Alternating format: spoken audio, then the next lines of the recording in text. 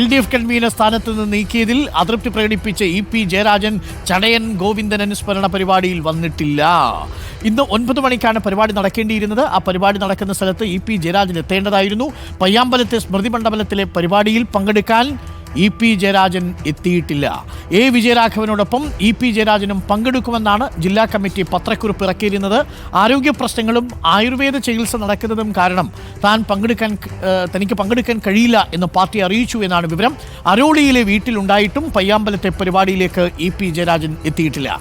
അർജുൻ കല്യാട് ചേരുന്നു. അർജുൻ കല്യാട് ഇപ്പോൾ പയ്യാമ്പലത്താണുള്ളത്.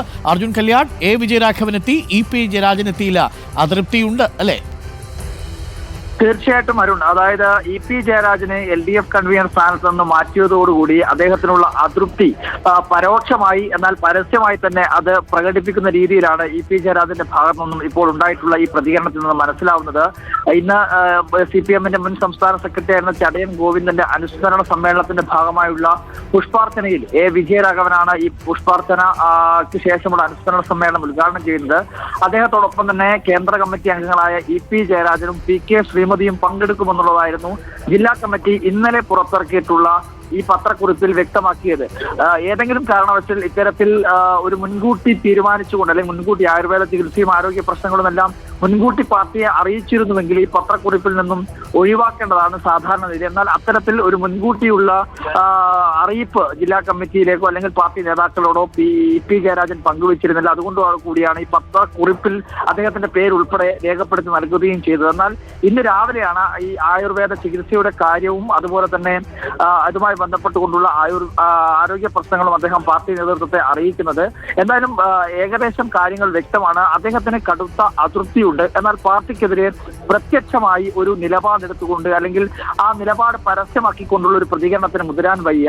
എന്നാൽ ഈ അതൃപ്തി, ഈ ഒരു അസംതൃപ്തി കൃത്യമായ തോതിൽ പാർട്ടി നേതാക്കളെയും പാർട്ടി അണികളെയും എല്ലാം തന്നെ അറിയിക്കേണ്ടത് ഒരു രീതി അദ്ദേഹം സ്വീകരിക്കുകയും ചെയ്യുന്നു. അമ്മയുടെ മടിയിലിരുന്ന കുഞ്ഞിനെ ഇറക്കി വിട്ടപ്പോൾ കുഞ്ഞ് ദൂരെ മാറിയിരുന്ന് മാമുണ്ടാൻ വരാത്തതുപോലെയുള്ളൊരു പ്രതിഷേധമായിട്ടാണോ നമ്മളിതിനെ എടുക്കേണ്ടത്?